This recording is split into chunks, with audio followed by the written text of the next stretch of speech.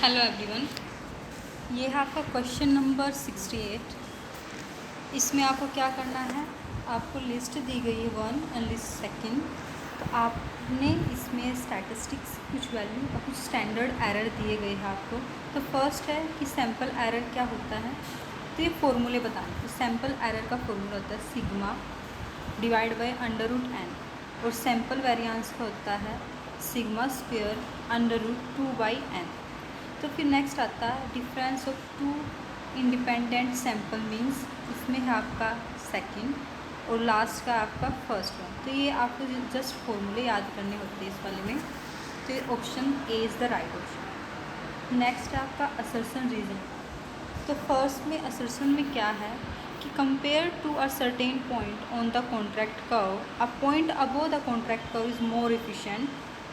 इन्होंने कहा है, ये हम कॉन्ट्रैक्ट का उस तरह से बनाते हैं, एजवर्थ बॉक्स डायग्राम में इसमें इस तरह से काटते। इन्होंने कहा अबोव द कॉन्ट्रैक्ट को आप compare to a certain point on the contract को, अब point above the contract curve से ऊपर जो पॉइंट होता है आपका कॉन्ट्रैक्ट कर्व कौन सा है, ये बीच वाली लाइन आपकी कॉन्ट्रैक्ट कर्व, इससे ऊपर यहाँ पर कोई पॉइंट या फिर यहाँ पर कोई पॉइंट, कहते हैं कि मोर इफिशिएंट होता है, लेकिन यह ट्रू नहीं, यह रॉन्ग है।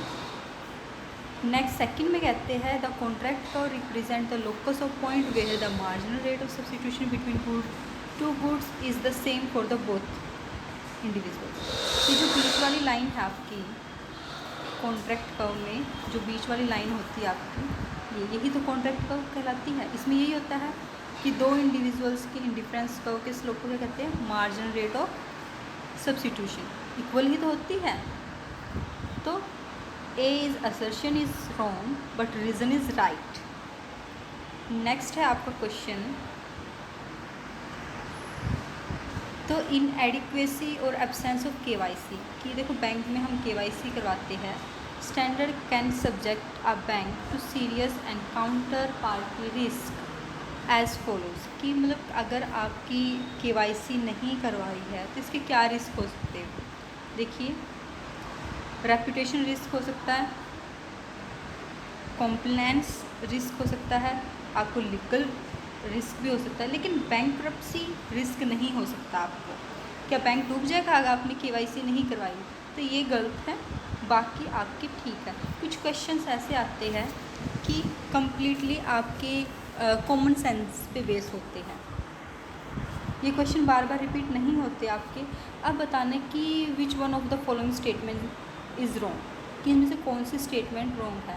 ये आपका लैंड रिफॉर्म्स जो इंडियन इकोनॉमी का टॉपिक होता है उसमें से है ये। तो इसमें से मैं डायरेक्टली आपको आंसर बता देती हूँ कि 10% of the agriculturals have the 10 hectare और मोर, कि ये वाली स्टेटमेंट रॉन्ग है, क्योंकि 1% ही है जिनके पास 10 हेक्टेयर से ज़्यादा है या 10 हेक्टेयर्स हैं। सबसे क्या है, ये जो ऑप्शन ए भी ठीक है, थर्ड भी ठीक है, फोर्थ भी, उन्होंने पूछा रॉन्ग क्या, ये गलत दिया गया है कि 10% ऐसे फार्मर्स हैं जिनके पास 10 एकड़ काफ़ी बड़ी ज़मीन है। नेक्स्ट है आपका ग्रोथ एंड डेवलपमेंट का क्वेश्चन है, a growth model in which there are diminishing return on each factor. अगर आप ईच फैक्टर अलग अलग फैक्टर यूज़ करते हो तो आपको डिमिनिशिंग रिटर्न मिलने वाले हैं, but the constant return to scale भी मिलते हैं आपको।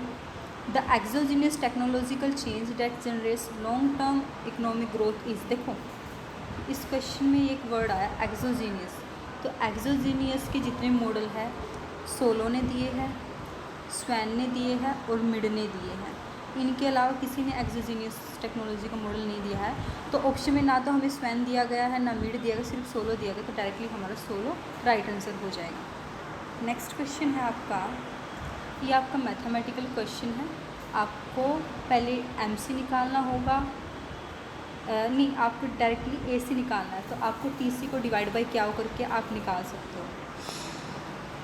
नेक्स्ट क्वेश्चन है, ये है आपका करंट से रिलेटेड, आपका जो फाइनेंस कमीशन होता है 14 फाइनेंस कमीशन, अभी तो आपका 15 फाइनेंस कमीशन चला हुआ है। जब आपका 14 फाइनेंस कमीशन होता है तब उन्होंने पूछा कि highest percentage of inter share of the tax revenue among the states, किन स्टेट्स को जो परसेंटेज ज़्यादा मिलता है टैक्स रिवेन्यू जो सरकार के पास आती है, तो उसमें से है हमारा है उत्तर प्रदेश, बिहार और मध्य प्रदेश। आंध्र प्रदेश को उसमें से ज़्यादा शेयर नहीं मिलता है। तो top 3 is the right answer. Next है आपका over shooting model of exchange rate developed by the economist Rudiger Dornbusch attempt to establish. कि एक मॉडल है आपका ओवर शूटिंग का मॉडल है, तो एक्सचेंज रेट का मॉडल है बेसिकली आपका। तो ये डेवलप किया गया था रूडी के द्वारा। तो इसमें क्या है, उन्होंने क्या बताया है, इसमें उन्होंने रिलेशनशिप बताया है बिटवीन द स्टिकी प्राइसेस। कौन से होते हैं, जो प्राइसेस हमारे क्वांटिटी किसी गुड्स की प्राइसेस में चेंज होने के कारण नहीं चेंज होती हैं। वोलेटाइल क्या होते हैं, जो चेंज होते रहते हैं। एक्सचेंज रेट की बात कर रहे हैं मेनली। स्टिकी प्राइस है कि एक्सचेंज रेट में ज़्यादा चेंजेस नहीं आते हैं। वोलेटाइल एक्सचेंज रेट है कि एक्सचेंज रेट में चेंज आते रहते हैं। ये रिलेशनशिप बताता है आपका over shooting model. Next question है ये कि forward exchange rate are useful for those who wish to. कि उन्होंने कहा कि जो फॉरवर्ड है, फॉरवर्ड एक्सचेंज रेट कौन सी होती है, वो एक्सचेंज रेट जो आप फ्यूचर में आप पेमेंट करते हो किसी एक्सचेंज का, मतलब आप फ्यूचर में करेंसीज़ की पेमेंट करते। आपने आज तो किसी भी देश के साथ व्यापार कर लिया, लेकिन जो आपने वो व्यापार किया है उसकी पेमेंट आप भविष्य में देने वाले हो। तो उन्होंने कहा ये यूज़फुल कहाँ कहाँ है। तो देखो चारों के चारों ऑप्शन ठीक है आपके यहाँ पर। फोर्थ ऑप्शन नीचे से स्टार्ट करते हैं कि exchange currencies at a point in the time of in future. कि आप फ्यूचर में किसी पॉइंट पर करेंसीज को एक्सचेंज करते हो। फिर कहते हैं कि आप ना गैम्बल करते हो, अगर करेंसी की वैल्यू कम हो जाए तो एक गैम्बलिंग ही तो है। कि क्या पता आप जब कल देने के लिए पैसे जाओ कि आपको पता चले कि डॉलर के कंपेरिजन में इंडियन रुपीज़ की वैल्यू बढ़ गई या डॉलर की वैल्यू कम हो गई, या फिर इसका अपोजिट हो सकता है, इंडियन रुपीज़ की वैल्यू कम हो गई या डॉलर की वैल्यू बढ़ सकती है। और आप प्रोटेक्ट करते हो अपने आप को फ्रॉम द रिस्क से, एक्सचेंज के रिस्क से। ठीक है।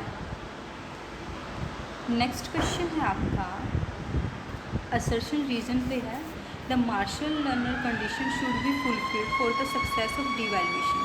कि डिवैल्यूएशन क्या होती है, अपनी करेंसी की वैल्यू जब गवर्नमेंट के द्वारा दूसरी देश की करेंसी की तुलना में कम कर दी जाती है। तो फर्स्ट तो ठीक है हमारा, हमें पता है कि भाई मार्शल लर्नर की जो कंडीशन है हमारी कि आपकी जो इलास्टिसिटी है इंपोर्ट की एक्सपोर्ट की ग्रेटर देन 1 होनी चाहिए।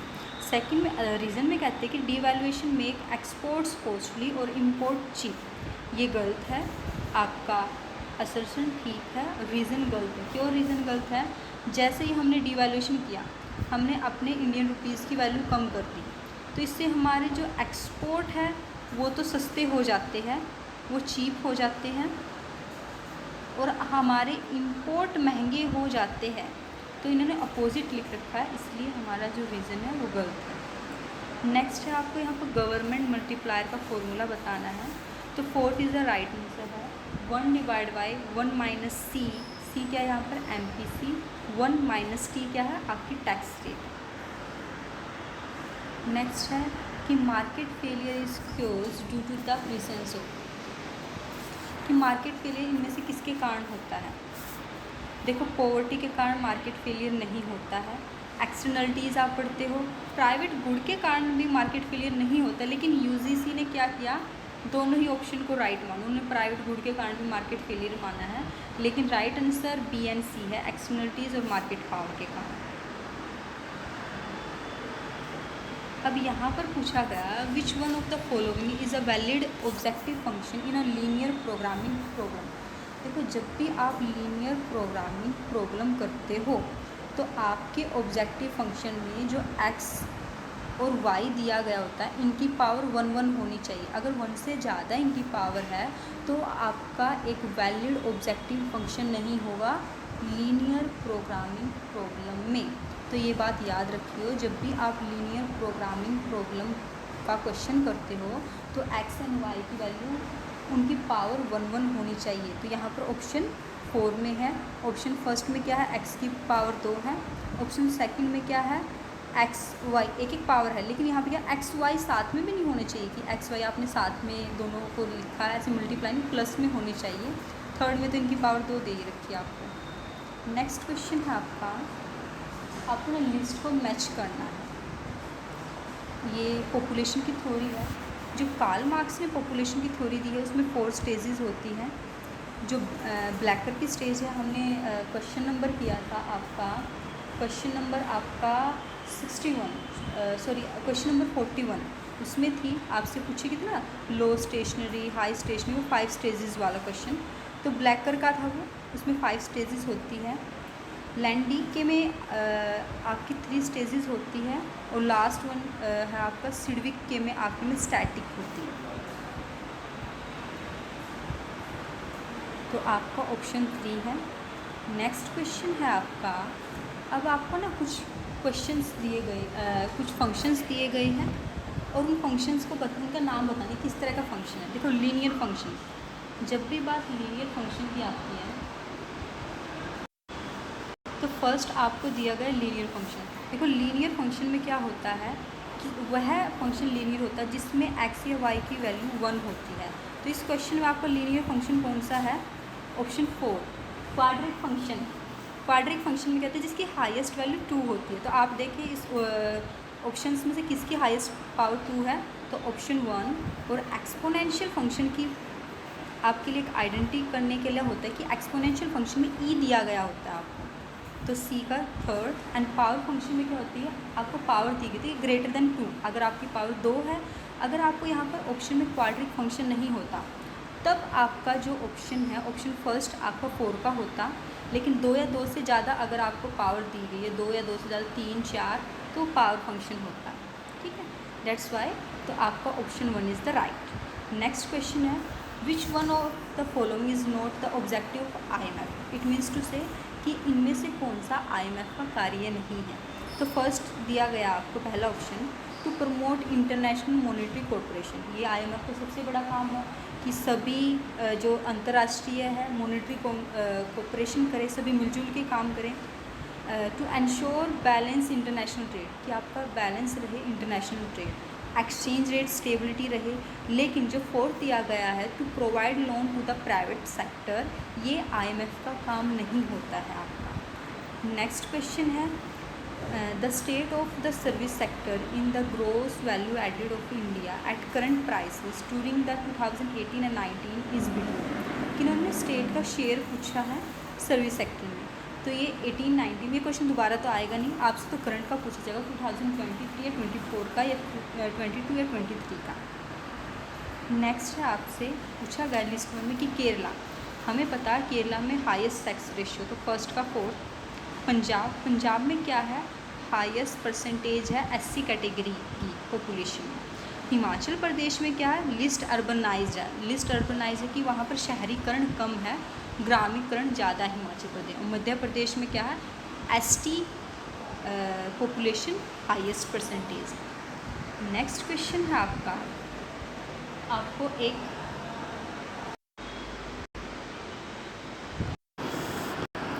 तो आपसे पूछा गया इसमें maximum social welfare is granted where a competitive firm exhibit. तो आपको एक कंडीशन बतानी है, तो फर्स्ट ऑप्शन आपका राइट है। आप जैसे ही ये कंडीशन वाले क्वेश्चंस करते हो आपको पता चल जाएगा ये राइट क्यों है। नेक्स्ट क्वेश्चन है आपका असर्शन रीज़न वाला क्वेश्चन दिया गया है कि इंडस्ट्रियलाइजेशन की जो स्ट्रैटेजी है, advocate trade and development to overcome the market failure though the government policy. कि अगर आप इंडस्ट्रियलाइजेशन करते हो तो जो मार्केट फेलियर होता है आप उसको ठीक कर सकते हो गवर्नमेंट पॉलिसीज़ के थ्रू। सेकेंड ऑप्शन है आपका it encourages technology transfer and export of the progressive more advance product. तो both the statements are true here. Next question है आपका असर्शन है कि chronic poverty is the main problem facing India, कि India में poverty ज़्यादा है, ठीक है। रीज़न कहते हैं कि जो ब्रिटिश के द्वारा हमें कॉलोनियल रूल किया गया था इसके कारण हम अंडर डेवलप्ड है इंडिया, तो ये भी ठीक है। लेकिन ये जो फर्स्ट है आपके रीज़न को प्रूव नहीं करता है कि ये रीज़न को प्रूव नहीं करता है कि ब्रिटिश रूल के कारण ही अब प्रेजेंट में भी इंडिया पॉवर्टी में है, ये कम्प्लीटली एक्सप्लेनेशन नहीं करता है। तो नेक्स्ट है आपका GDP express in the term of current prices को नॉमिनल GDP। आप जब करंट प्राइसेस की बात करें नॉमिनल और कॉन्स्टेंट प्राइसेस की बात करें तो रियल GDP।